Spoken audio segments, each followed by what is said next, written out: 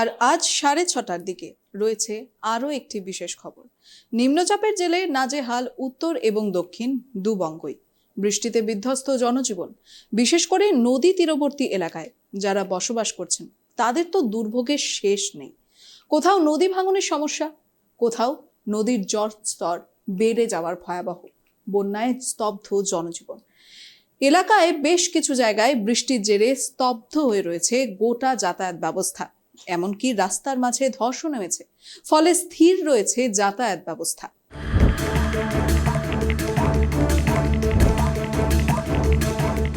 সমগ্র বাংলার পাশাপাশি নিম্নচাপজনিত বৃষ্টিতে ব্যাহত হয়েছে বাঁকুড়ার স্বাভাবিক জনজীবন। গত 24 ঘন্টায় জেলায় 98.0 মিলিমিটার বৃষ্টিপাত হয়েছে, এমনটাই বলছে হাওয়া অফিস।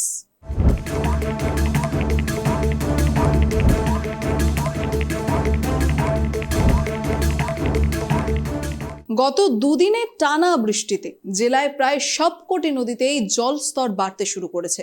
শুক্রবার ভোর থেকেই বাঁকুড়া শহর সংলগ্ন দ্বারকেশ্বর নদীর মিনাপুর সেতু জলের তলায় তলিয়ে গেছে। ফলে চরম সমস্যায় নদী তীরবর্তী আড়ালমাসি, ঢালডাঙ্গা, জলদোল্লা এলাকার কয়েক হাজার মানুষ।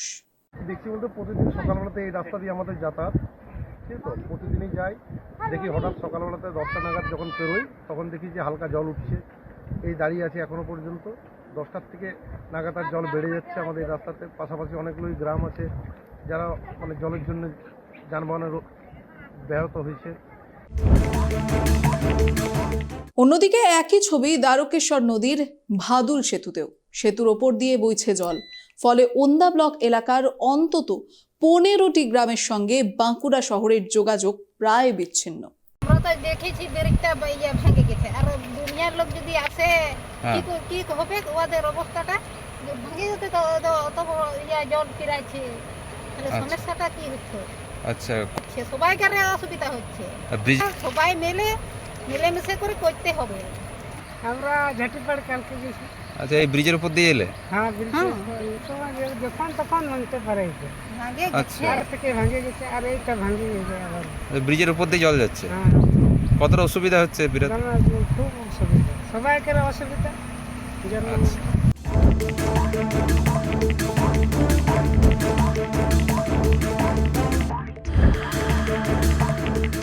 ছাতনার শুশুনিয়া সংলগ্ন গন্ধেশ্বরী নদীর ওপর সেতুর ওপর দিয়ে বইছে জল।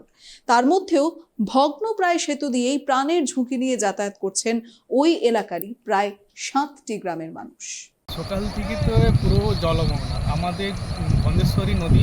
শুশুনিয়ার বুক দিয়ে যেটা যাচ্ছে আমাদের পুরো সতীঘাট, পুরোটাই কিন্তু জলমগ্ন, পুরো জলমগ্ন হয়ে আছে সকাল থেকে। জলমগ্ন ব্রিজের উপর দিয়ে জল যাচ্ছে। ব্রিজের উপর থেকে তো জল যাচ্ছেই, এবং আশেপাশের যে সমস্ত গ্রাম আছে যেমন জিলরা, মিটালা, ফোকসা, কুলাড়া, থম্পাধর, এই সব গ্রামের মানুষরা শুশুনিয়ার উপর নির্ভর করে থাকে। তাদের স্কুল, কলেজ, হাসপাতাল এই রাস্তার উপর দিয়ে কিন্তু যাওয়া হয় বা যোগাযোগ আছে। এখন যোগাযোগ পুরোপুরি বিচ্ছিন্ন, পুরোটাই বিচ্ছিন্ন, কারণ আমাদের গন্ধেশ্বরীর এই নদীর উপর যে ব্রিজ সেটাও প্রায় ভগ্নপ্রায়। আমরা চাইব প্রশাসনের কাছ থেকে এই যে ব্রিজ, সেই ব্রিজটাকে যেন মেরামতের কাজ বা নতুনভাবে যে ব্রিজের প্রস্তাব সেটা যদি করা হয়, আমার মনে হয় প্রশাসনের তরফ থেকে খুবই ভালো একটা উদ্যোগ হবে। শুশুনিয়ার মানুষও খুব অসুবিধার সম্মুখীন হয়ে আছে। এদিকে বাঁকুড়া পুরুলিয়া অন্যতম প্রধান রাস্তা রয়েছে ছাতনা ব্লকে। সেখানে আররা গ্রাম পঞ্চায়েতের সামনের দিকে, সেখান দিয়েই এই রাস্তা যা সরাসরি মিশছে পুরুলিয়া জেলায়। ডাংরা নদীর জল স্থানীয় ব্রিজের ওপর দিয়েই বইছে, ফলে যোগাযোগ ব্যবস্থা এখানেও এক প্রকার বিচ্ছিন্ন হয়েছে বললেই চলে। যাই যেমন আমাদের গ্রামের পাশাপাশি কোনো ভাড়া ভুতা হয়তো কেউ যদি বললো কি যেতে এমার্জেন্সি বাঁকুড়া, তখন হয়তো যাই আমরা। কি দেখছো আজকে দেখছি তোমার মানে সকালে যখন ফিরে এখানে ফেরানো হয় 2 ঘন্টা, প্রায় 2-2.5 ঘন্টা আগে, তখন ব্রিজের উপরে জল ছিল না। বাঁকুড়া গেলাম, বাঁকুড়া হাসপাতালে তোমার ওইখানে কিছুক্ষণ দাঁড়ালাম, ঘন্টা 2-2.5 হবে। এখানে আসা হলে মোটামুটি তাহলে যাবে কিভাবে? এখন কি করে দেখি, এখন জল না কমা অবধি তো যাওয়া যাবে না। পেশেন্ট নিয়ে এসেছিলে কি?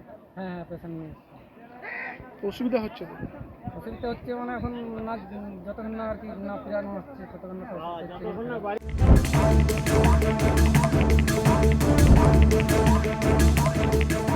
বৃষ্টির ফলে বিধ্বস্ত হয়ে পড়েছে বাঁকুড়ার বিভিন্ন প্রান্তের জনজীবন। প্রায় প্রতিটি রাস্তায় থই থই করছে জল।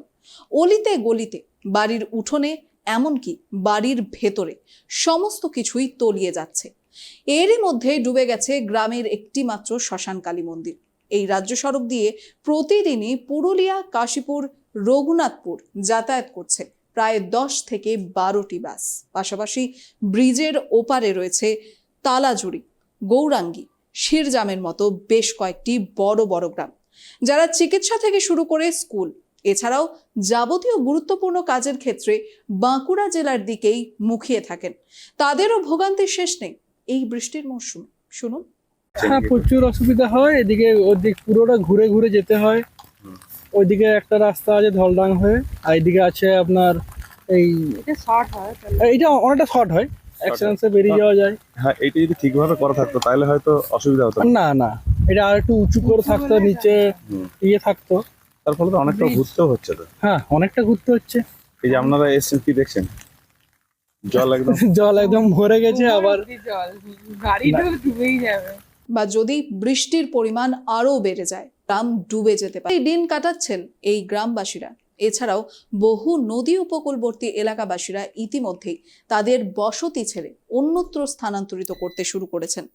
বহু পরিবার আশ্রয় শিবিরে ঠাঁই নিতে শুরু করেছেন। কবে পরিস্থিতি স্বাভাবিক হবে, এখন সবাই সেই অপেক্ষাতেই।